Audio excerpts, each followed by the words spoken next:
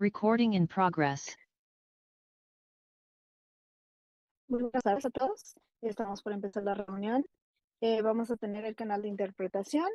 Para poder accesar al canal de interpretación van a ver el mundito. Y en el mundito ustedes pueden seleccionar el idioma, inglés o español, para poder recibir los servicios de interpretación. Thank you very much. And if we can have those There's interpretation services. Yes, there is interpretation service available in Spanish. To access this interpretation service, you will see a little globe on the right-hand side of your screen. You press that and you'll select the language on.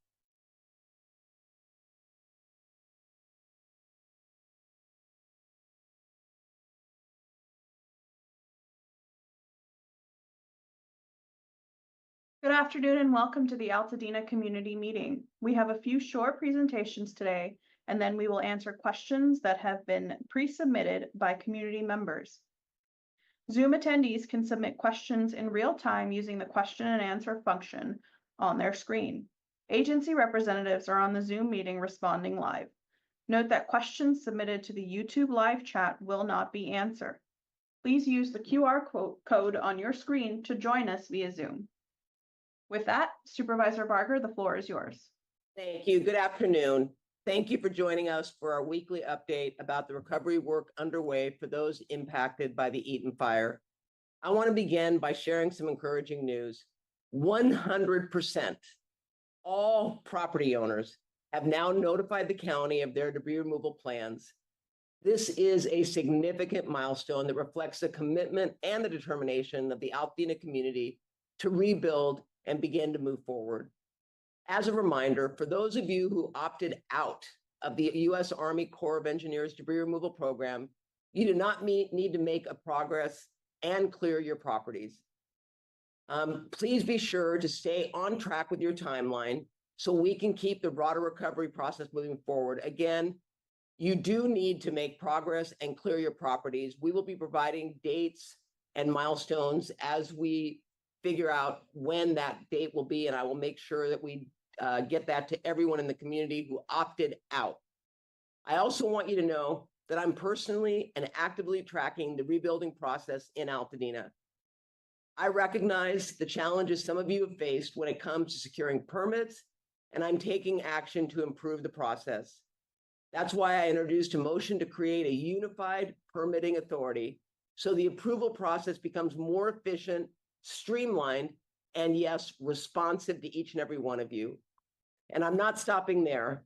I will soon be introducing a new motion to establish a self-certification process for property owners, empowering you to move forward more quickly and with greater flexibility. I want to make sure we're doing everything we can at the county level to support your recovery. You deserve a rebuilding support system that works for you every single step of the way. Thank you. And again, thank you for being here today. Thank you, Supervisor. And I'll turn it over now to Colonel Sonia Avichal with the U.S. Army Corps of Engineers for our first presentation today. Hey, good afternoon, and thank you, Supervisor, for allowing me to provide an update. So just giving you an update on where we are, big picture with our operations in Altadena. So prior to the last week, we've been essentially ramping up our crews. And then really for the last week, we've been holding steady between around 125 to 129 crews. And I think we're hitting what I call the plateau stage right now in terms of, number of crews on the within Altadena. And so as of today, we have completed and returned the rights of entry back to the county for just over 1,300 properties.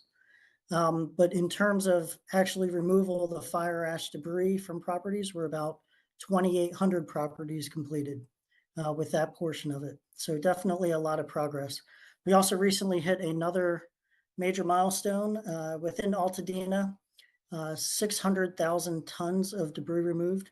To put that into different terms, that's about the equivalent of 60 Eiffel Towers or 6 aircraft carriers, if we're using different terms. So again, just a lot of activity taking place. On average, we are clearing about 68 properties of fire ash debris in Altadena every day. So over the next 2 months, you'll see a considerable amount of work taking place. The Altadena that you see today will look very differently about 2 months from now. And so just keep that in mind. There is a flurry of activity going on in that area, and please be safe when traveling through that area as well. I was going by yesterday, and you have to take about 5 detours if you want to get through from one side of the city to the other, just because of the number of crews that we have on the roads. So I'm going to hit just a couple quick updates as well. So there is a process that doesn't apply to everybody, but it does apply to certain homes called Make Safer. And so certain homes that have standing walls, or they have unstable chimneys, or there's some aspect about that property that is a little bit hazardous, we do send a preparatory crew out there to knock down some of those walls and chimneys. This is like a preparatory stage before the debris removal process takes place. And again, it doesn't apply to every single home, just those that have standing walls or some sort of unstable feature on that property. And what this does is it allows our debris removal crews access to the property. And then it also allows our hazardous assessment team to access certain parts of the property so they can do proper asbestos testing and abatement. So again, if you do see your property and it looks a little bit different, without having gotten that 72-hour phone call, it's most likely because one of our Make Safer teams has gone on there and essentially taken down those walls or knocked down that chimney. So again, that's just for everybody's awareness. The second topic I'll bring up is really regarding completion.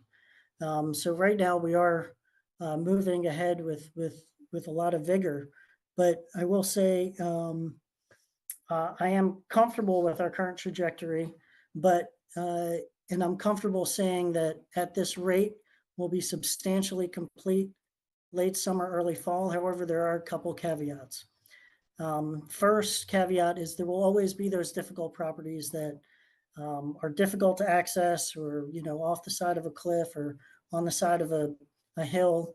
And those will take longer to do. So again, those would go into that category of those will probably take place after the fall, or we'll have to do those on an individual basis. And then again, we're still working through with the county and FEMA what our final workload is going to be.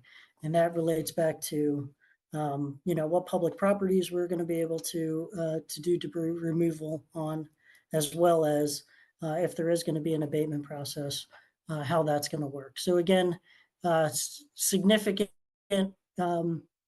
progress, and again, substantially complete, probably late summer, early fall is what we're looking at right now.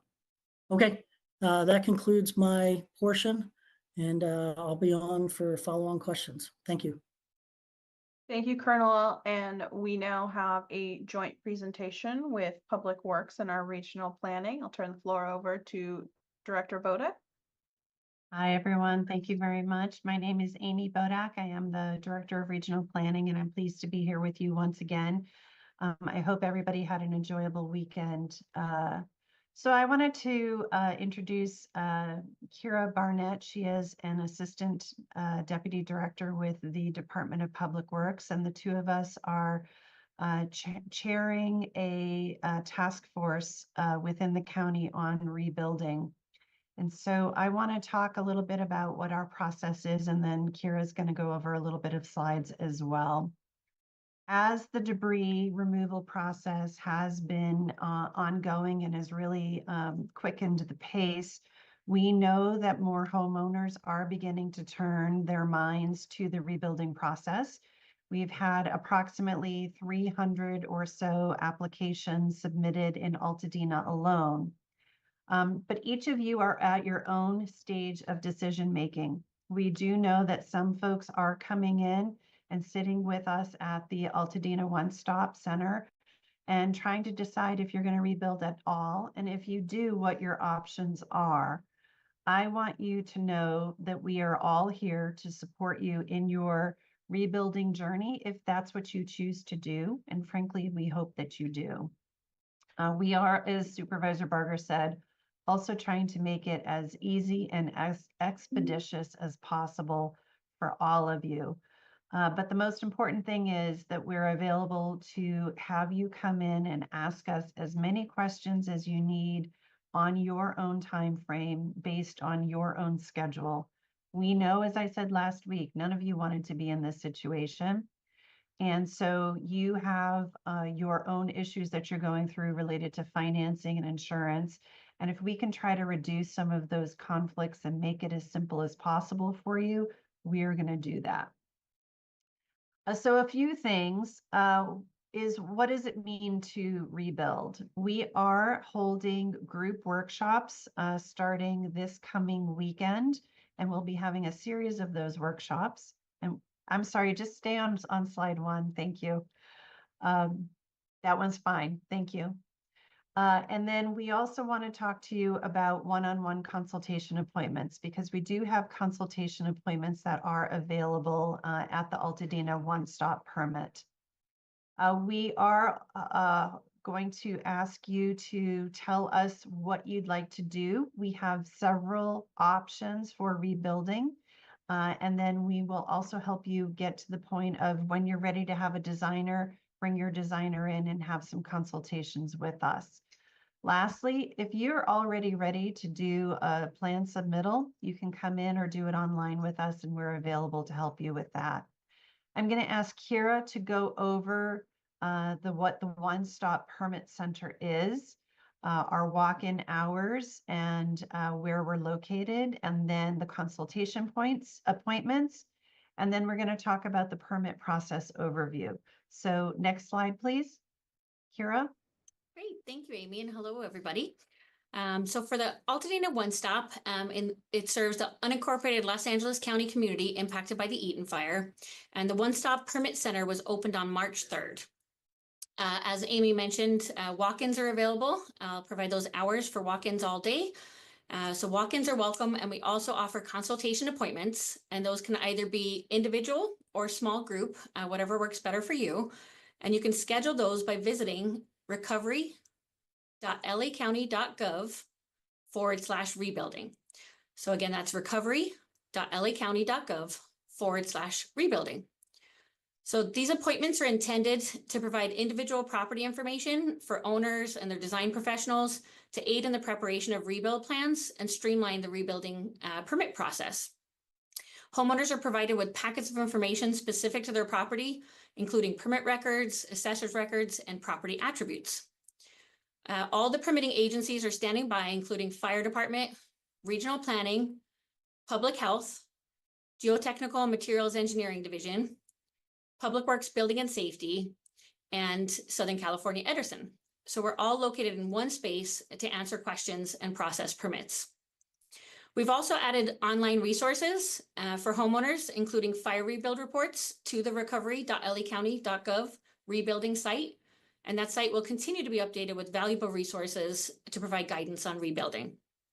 So the Altadena One Stop Permit Center is located at 464 West Woodbury Road. It's Suite 210, Suite 210 in Altadena. And our walk-in hours are Monday through Friday, 9:30 a.m. to 6 p.m. and also on Saturdays from 8 a.m. to 1 p.m.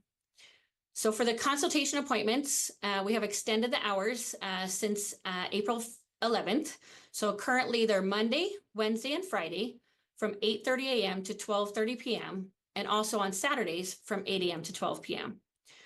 So effective today, some news is that Southern California Edison planners appointments will also be available. So that'll be available on Mondays and Wednesdays from 8 a.m. to 12 p.m. And then if we can go to the next slide, please.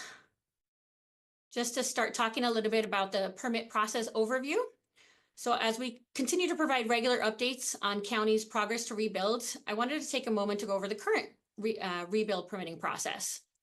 So we've committed to not doing business as usual, and as a result, we've changed our processes to make it simpler and more efficient for homeowners. So we've developed a single streamlined permit application process so that once you're ready, you can submit all the necessary documents at once, and each of the permitting departments will review for their items. And you can submit online or in person at the one stop. The Department of Regional Planning will conduct a zoning review of your application first, and zoning will ultimately confirm what you can build on your property and where. And once you're cleared for what you propose to build, and you have full building plans, your application can continue to the next step of the process, which is reviews by all the other needed permitting departments to verify how your structure will be built. All departments are committed to expediting your reviews. Rebuild projects will be reviewed in 2 weeks for initial submittals and 1 week for any additional required reviews. So if you and your designer have complete building plans upon submittal, you're welcome to request simultaneous reviews. It's always advisable to consult with Department of Regional Planning, especially if you're proposing like-for-like rebuilds. And so I can kick it over to you there, Amy, to just quickly let them know what like-for-like rebuilds are. Absolutely, thank you. So a like-for-like rebuild, as you know, we did determine what a like-for-like rebuild is based on your existing square footage of your home and then its general location on the site. Through our existing disaster rebuild ordinance that has been in place for a few years now, we are able to work individually with every property owner to figure out what their best solution is. And so the like-for-like rebuild related to the Eaton fire is 110% of your existing square footage, or if you have a smaller home, your square footage plus 200 square feet, whichever is greater. And we don't have a very specific parameters of you can only move your house 5 feet or 1 foot in each direction, because we know each site is unique and has their own unique characteristics. Particularly in Altadena, we've got folks who are on septic, we've got folks who have oak trees that they want to keep. So moving your home on the parcel may impact those pre-existing conditions. So we want to work with you and try to make it as easy as possible for you. Kira, can I go on to the next slide, or are you still working on this one? Absolutely. All right, so we'll go to the next slide, please. Because I do want to talk about other options that we've been focused on for your rebuilds. Because we do know that not everyone is going to want to hire an architect. Not everyone is going to want to, spend the time or the energy or the money thinking about building a new structure. Maybe you just had a house that was just perfect for you. You had finished restoring it, or you just liked it the way it was and you just wanted to be what it was. We understand that. And so what we're trying to do is to provide as many options as possible for as many individuals. One of those programs is a pre-approved plan program. And I'm sure you've probably heard about this because one of the organizations that we are working with is in fact homegrown. It is a group called the Foothills Catalog Foundation, and they are a group of folks who have created a nonprofit together who are designing homes that look and feel like they are from Altadena. And they're of the smaller size, so roughly smaller than 2,000 square feet, because we know that there are a lot of smaller lots in Altadena as well. And so the idea is that they will design a home, a footprint, elevations, everything. They will submit that to the county. The county will complete the plan checking for that home. And then we will make those plans available through the architects at a very, very reduced cost. You would then select the plans that you're interested in and work with the architect to put it on and fit that home on your specific site. What it does is it eliminates a lot of time and energy for you to have to find your own design architect. And it also reduces the cost to you because we have pre-approved those plans. And so you don't have to go through another plan check process. We're also working with the State Department of Housing and Community Development on to inform you about various prefabricated options. There are mobile homes, manufactured homes, and then precision-built homes, all of which have different meanings and terms according to the state. And so what we're doing is we're trying to simplify all of these options, working with the state to provide those options to you so that you can decide whether you just want to buy a prefabricated home and have that shipped out to your site and put on your site plan as well. All of those are options. And we wanted to make sure that these options are available for everyone and that you don't all feel that you have to hire architects or design professionals to go through this. I want to also talk about a user-friendly guide that we are putting together that are going to inform you about your various options, not just the like for like, but all of these prefab options that I just talked about. Kira, I'm going to turn it back to you. Great. I just wanted to share when it comes to numbers, there were some questions in the chat. We have added a dashboard to our recovery.lacounty.gov rebuilding site that will let you know again how many submissions we've received, where they are along the process, and how many permits we've issued. And so currently we have 3 permits issued in the Eaton area to rebuild. All right, let's go to the next slide. And I think this is our last slide, but this is going to be important. We're starting a series of virtual workshops about rebuilding. And the first workshop that we're hosting is actually this Saturday, is from 10 to 12, and there is an ability for you to register for it. If you don't make it, though, we are recording these presentations and we'll be posting them on the LA County Recovers website. The first meeting this Saturday is with the local chapter of the American Institute of Architects, and they're going to walk through a pretty good presentation. We've seen it a couple of times, but it's a pretty detailed presentation about how to select a design professional, what to look for, what kind of questions to ask, and then what the benefits of doing that process are. Again, that doesn't mean that we're saying everyone has to do this, but for those of you who do want to work with a professional designer or architect or engineer, we're going to give you some hints on how to do that for your best practices.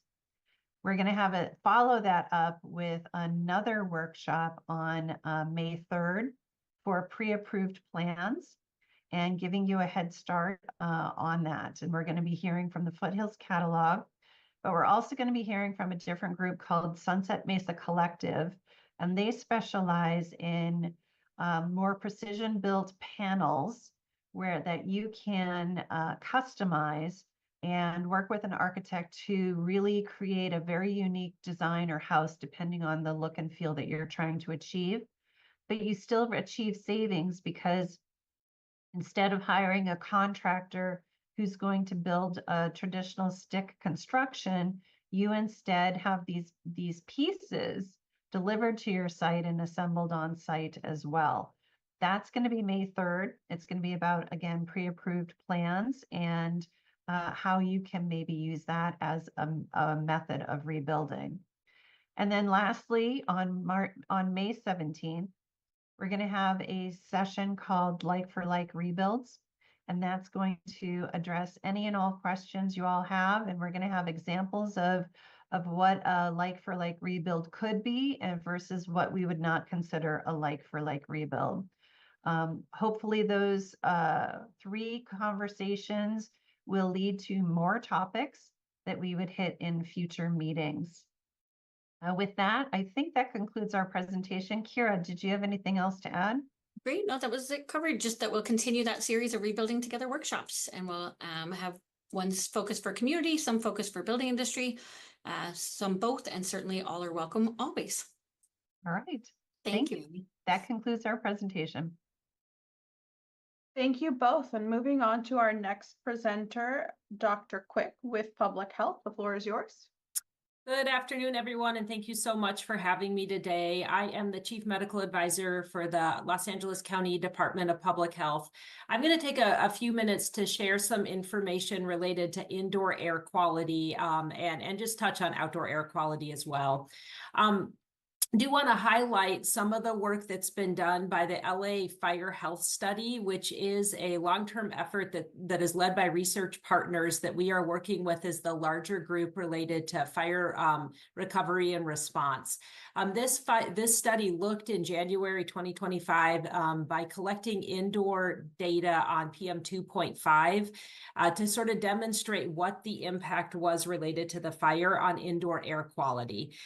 Following the fire, they did monitor indoors, and once again, they were looking at the PM 2.5, which are the molecules that are very small that are potentially impacted in our air year-round, but particularly when there is wildland fire impacts, that PM 2.5 does increase. And once again, those are small. You can breathe them into your lungs. They're small enough particles that they can directly be absorbed by your blood and have a whole host of potential effects in the body, including worsening of lung disease, heart disease, and have been linked to premature death. During this study, they actually did find that the indoor air quality during the acute fire event was that PM 2.5 did spike. This is consistent with other monitoring that we have throughout the county, including those done by South Coast Air Quality Management District, which does have monitoring stations throughout the county that continually look at PM 2.5 among other air quality measures. I would urge folks to go on to either Air Now or South Coast Air Quality Management District, where there's good data on air quality on an ongoing basis. Do want to spend just a couple of minutes talking about indoor air quality and what folks can do in general to improve that.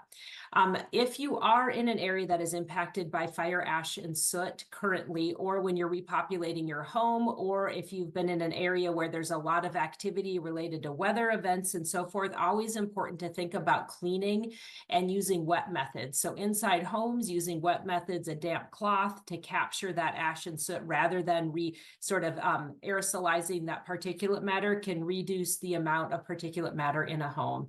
Any non-porous surfaces such as plush materials, carpets, upholstery, curtains, so forth, those can be vacuumed with a HEPA filter, or rather with a vacuum, and just make sure that vacuum has a HEPA filter. That HEPA filter serves to filter out that particulate matter versus re-releasing it into the air. Also changing out HVAC systems. So important to have filtration in your home HVAC that is of a high quality. Different HVAC systems can have different elements of filters in there, so it's important to check with the manufacturer of those.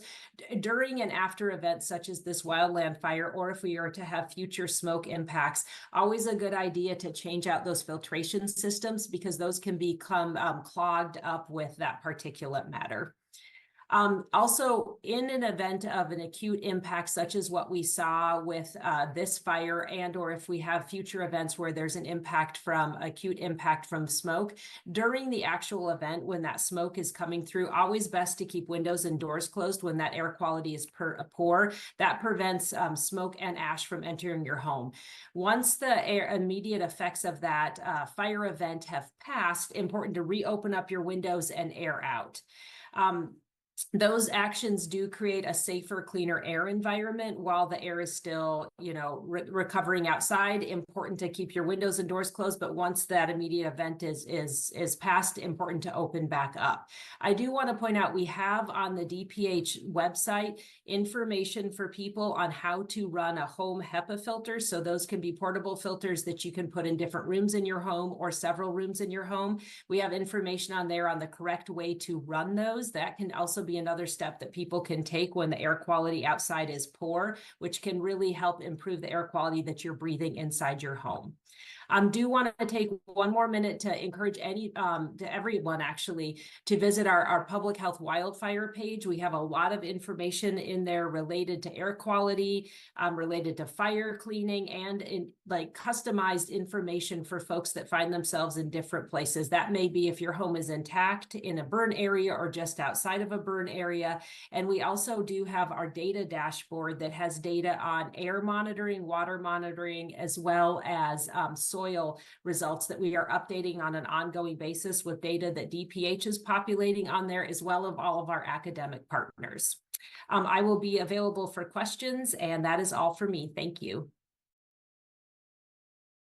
Thank you, Dr. Quick. And our last presentation is from the McChrystal Group, excuse me. Chloe, go ahead. Thank you. Sorry, slow to come off video. If we could just pull up our slides, that'd be great. Thank you. So good afternoon, everyone, and thank you, Supervisor Barger, again for having us today. Thanks to everyone joining in. So my name is Chloe. I work with the McChrystal Group. We're here again today just to share some information about the 3 upcoming community listening sessions we have that are focused on gathering community input regarding emergency alerts and evacuation procedures during the recent Eaton fire. I know we had a question about that in the chat earlier. So these sessions are part of the independent review that our McChrystal Group team has been contracted and retained by Los Angeles County to conduct to assess emergency alert and evacuation procedures following both the Eaton and Palisades fires. So as many of you may know, this review was commissioned following a board motion in January 2025 that was led by Supervisor Barger and Supervisor Horvath. So these sessions are specifically designed to spark discussion and gather your feedback about what would have improved your experience with emergency alerts and evacuation procedures during the Eaton fire. So in these sessions, we're planning to capture your input through a blend of facilitated and structured small and large group discussion that is designed in a way that will hopefully allow everyone time and space to reflect and share their experience. So our goal in these sessions is to hear from you, hear your experiences with emergency alerts and evacuations, because that will help inform our recommendations for improvements to those systems going forward.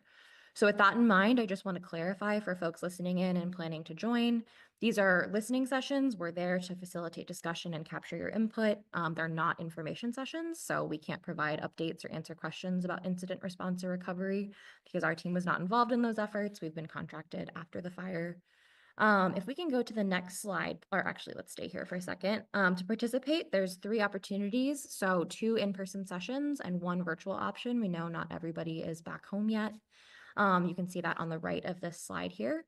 Every session will have ASL interpretation and Spanish interpretation available, and we will also have Department of Mental Health staff on site. We know that recalling these events, we're asking a lot of people to come and recount their experiences, and we want to make sure that we have support on site for you. We know that can be traumatic, so we have those resources available for you on site. Now we can shift to the next slide. Thank you. So registration information is displayed here. You can see on the left, you can scan and register for the in-person sessions. Our first one is going to be held this Saturday, April 26th at the Pasadena Convention Center. And then you can also register for the virtual session that's being held on the 7th. And then we've got another in-person option on the 3rd of May. For anybody who's having trouble with these, I will put links to registration in the chat after I wrap up here. And then if we could go to the next slide, please. Thank you. So if you can't attend, we know that not everybody's available on the 26th, the 3rd, or the 7th. We want to make sure that you're still able to provide your input and that we can capture that and integrate it into our understanding of our findings and recommendations.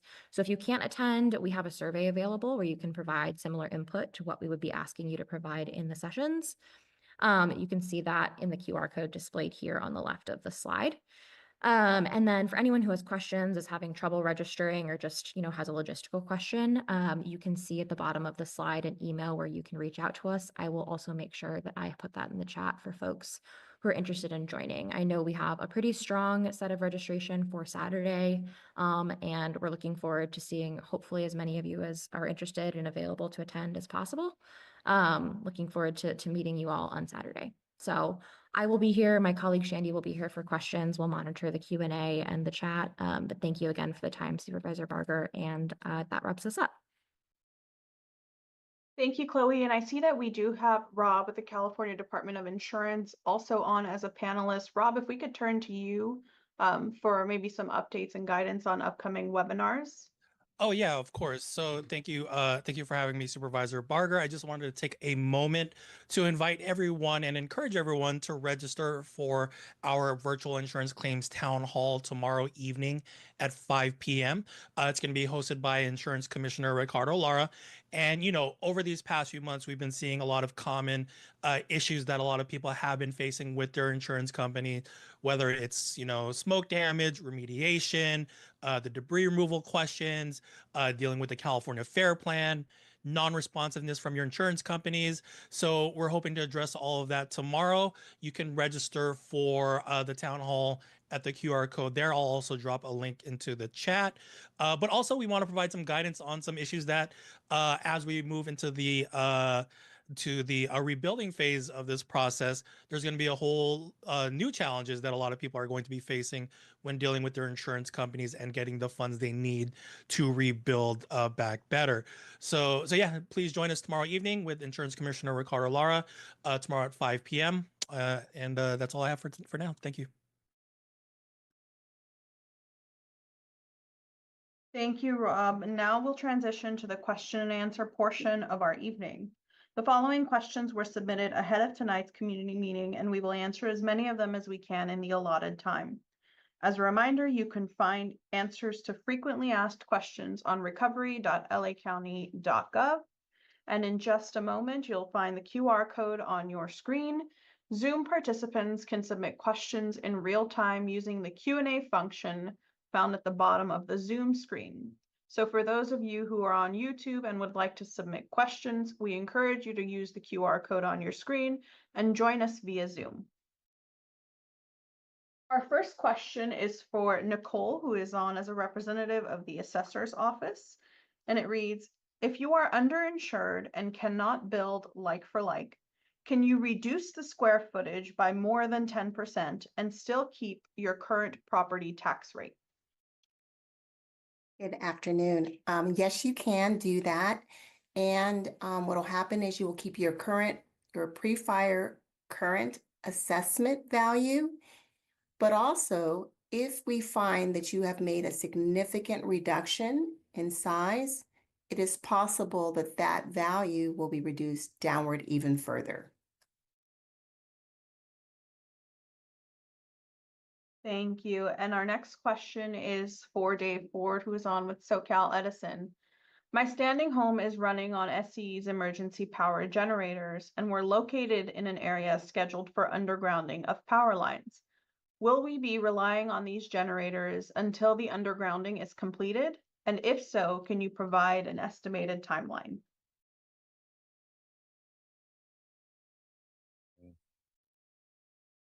Thank you. Thank you for that question. What I would like to do is provide this customer my email address, and if she can send me that question offline, I'll be glad to get our operations folks address that. I know that we're beginning to we've announced our undergrounding efforts in Altadena, 40 miles in the high wildfire area, an additional 23 miles in the area outside of the high wildfire area. I just don't have the information on the actual timeline of when that would occur, but if she would like to send me an email, I'll be glad to put it in the chat, and I can have someone contact her within the next day or so. Thank you, Dave. And is there a generalized number or email address that residents can reach out to if they have hyper-specific questions? Yes, I will get that, but in the meantime, if they want to send an email to me, I'll put it in the chat, and they can send it directly to me. That way I can make sure it's routed correctly. Thank you, Dave. And to Okay. our folks that are listening on YouTube, as soon as we get that email in the Zoom chat, I will be sure to read it out, either the email address or the generalized phone number, so that if you are listening on YouTube, you have access to that information as well. You know, here's actually the generalized phone number is 1-800-250-7339. I'll read that again. This is a dedicated disaster recovery line that they can respond to and get questions answered. Is 1-800-250-7339.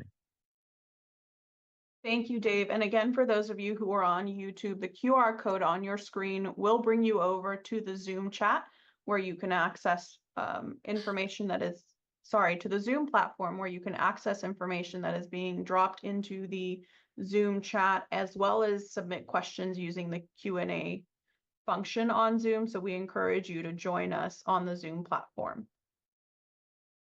Our next question is for Public Works. Will burned trees along property lines that the county owns be removed? Yeah, I can take that one. Our Public Works tree crews, who are certified arborists, have completed their initial survey of the area and all emergency removals have been addressed. Public Works is evaluating our tree assets to keep as many trees as possible. We've conducted trimming to ensure those remaining trees are safe. There are approximately 3,100 trees in the burn area that will be reassessed throughout the spring and summer to determine if removal is necessary based on the recovery or decline throughout the growing season. Thank you very much. And the next question is for Regional Planning Director Bodek. Are we allowed to reconfigure the approved square footage in a new layout, or would it need to match the original floor plan? You are absolutely allowed I'm assuming this is a question for like rebuild. You are absolutely allowed to reconfigure the interior of your home. There may be some tax implications if you add additional bedrooms. So I would ask that the assessor weigh in on that. But if you want to move your kitchen from one side of the house to another, you're absolutely allowed to do that. We are not interested in how you lay your house out. And I would say just one other caveat there is if somebody was on private sewage on-site wastewater treatment system. So if you're on private septic, if you add bedrooms, we would just need to evaluate that the existing septic system is adequate. That would be public health. But again, other than that, the floor plan could be changed. Just want to reiterate from the assessor's standpoint, for the most part, substantially equivalent is usually what we're using as our standard. So if we're talking about a layout change, generally speaking, that will not create a reassessment of the property. Thank you, everyone, for answering the multiple hidden parts of that question that your average layperson wouldn't know. Thank you. Director Bodek, another question for you. If we are planning to rebuild and are required to install solar panels, is there a minimum number of panels required to be installed? I'll jump in and take that one too, Amy. Hey, that's a Kira question. Great. So as part of your home design, energy calculations will be run. And as part of that calculation, the minimum number of panels gets determined. So there's different methods that your designer can use for the energy compliance. So they get to choose if they want to do a performance approach, and then the run gives the size of the panels, or there's a prescriptive method where there's a formula that will give them the size of the panels.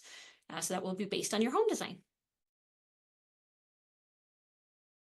Thank you very much. And this question is for Colonel Abichung.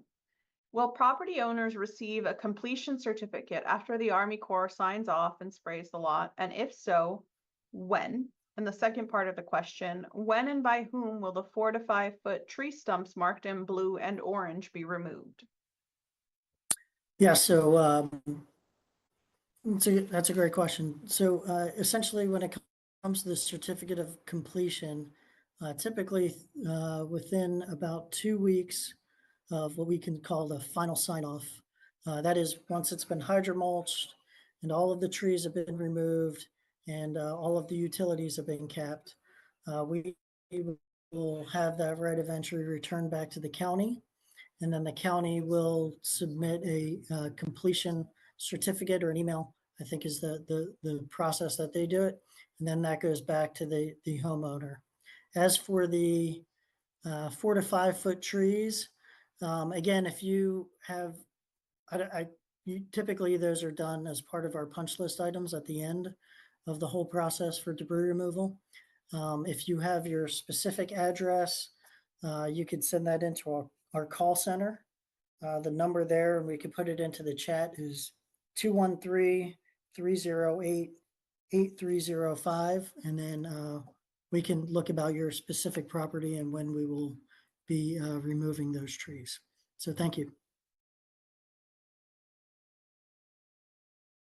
Thank you, Colonel. And the next question is sort of a joint question for Public Works and Public Health, I assume. Could you clarify what resources are available for residents with standing but uninhabitable homes in the burn areas? Many of us are struggling with costly testing and cleanup just to make our homes livable again. Is the county considering a right of entry program similar to that of the debris removal effort for in-structure testing and guidance on remediation, or are there any resources that you can point us to?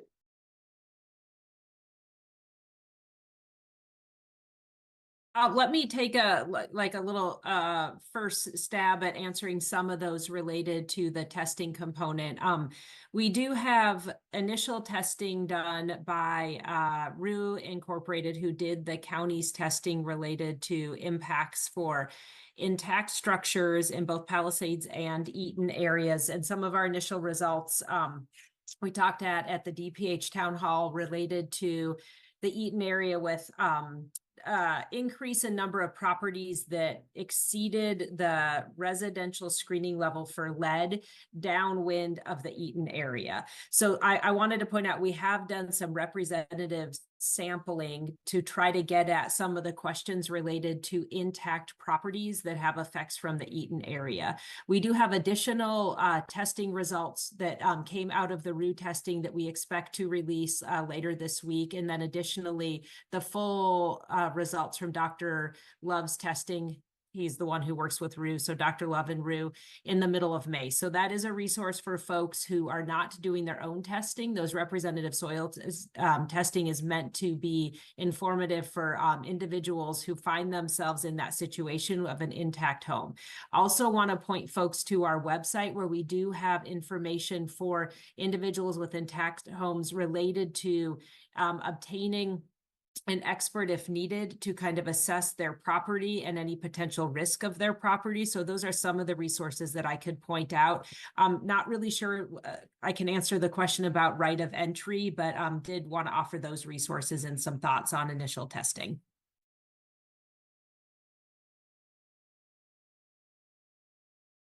Thank you. We have another question, this one for Rob with the Department of Insurance. Is there any effort underway to ensure insurance companies follow through on claims related to the Eaton fire? And are there ongoing discussions with the state insurance commissioner about addressing the rising insurance rates? Sure. Thank you for the question. So as far as the first part goes, I mean, so that's what we at the Department of Insurance definitely do. So like if you're having troubles with your insurance company, if they're not paying out certain claims, if you don't agree with their findings, or you're just having trouble even getting in contact with them, which I've seen a lot in a lot of these sessions, then you need to give us a call. We're the Consumer Protection Agency for the state of California insurance market. What we can do is we can investigate the insurance claim on your behalf, request documentation from your insurance company, see where they're at in the process, even contact them on your behalf to see if they're able to speed up the process or where they're at. Definitely give us a call at our 800 number, which is 1-800-927-4357, so that we can help you out. As far as the second question goes, as far as price increases, so unfortunately, as far as price increases go from the Department of Insurance, the prices can't go down unless more insurance options are available. So, right now, as many people are aware that in certain high risk areas, insurance companies have not been writing insurance policies across the state, and in some areas just not writing policies altogether. And what our goal at the Department of Insurance is to get those insurance companies writing again in those areas and getting more policies available to have those insurance companies competing for your dollar again, and hopefully bring those prices down.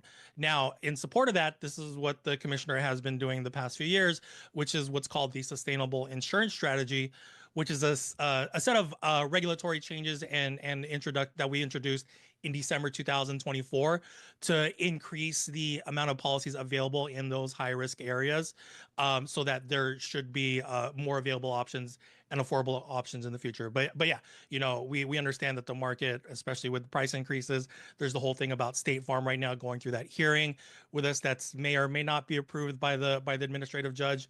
So yeah, that's our goal, is to get those prices back down by increasing more options, and hopefully we'll, from what the commissioner says, we should start seeing those options available again early next year. Thank you, Rob. And this next question, I believe, is for Public Works, but I may be mistaken. What is the process for getting waters back into pools in Altadena? So I'm not sure if anybody's on from the water companies, but typically the water would just be, you know, filled from the hose. So I don't know if it's a water issue or just, I do see in the chat somebody saying, where could they get water? So I'm not sure if it's a water source problem or how to fill it. It generally would just be from the hose. Thank you. And I don't believe that we have anyone from the local water agencies on today, but we'll be sure to get an answer to that question for next week's town hall. Next question is again for Public Works.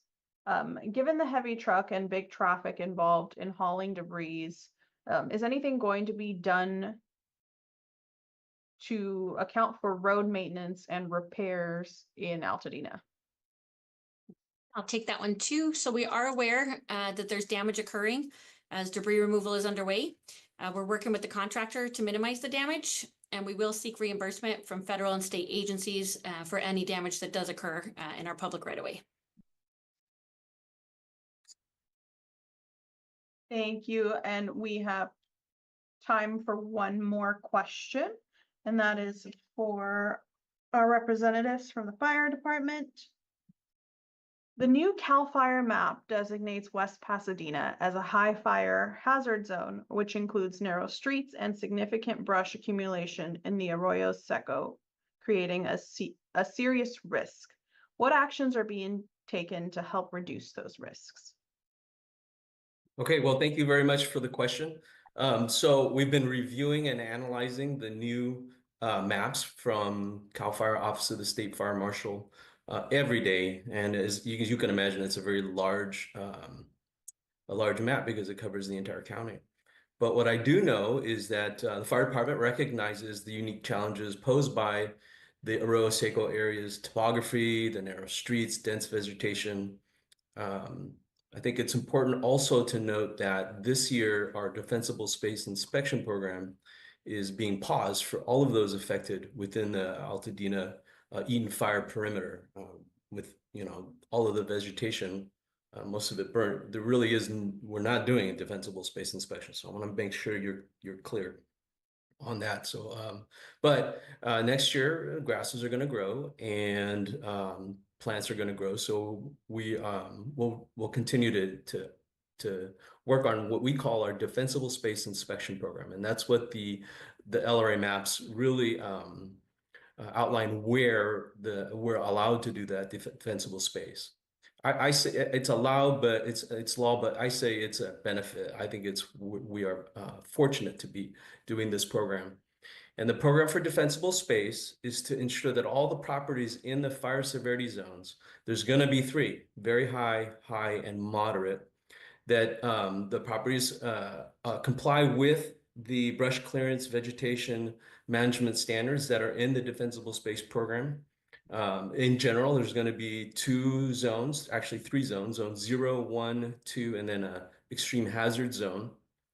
And basically, the overall program is to remove dead vegetation and debris, trimming trees and branches to maintain a clearance of 10 feet from chimneys and roofs, ensuring vertical clearance of 5 feet between roof surfaces and overhanging tree limbs, and maintaining separation of at least 18 feet between native shrubs and structures. We know that these defensible space zones create a buffer that slows the spread of wildfire into structures, and it provides first responders, firefighters with a safer area to defend properties. So the program itself is it's an annual program. We're actually starting 2025 in May. It goes May, June, and July. And we have firefighters all over the county that will be out there completing these defensible space inspection programs, inspections. Thank you very much. And that's all the time we have for questions today. Turning it over now to Supervisor Barger for any closing remarks.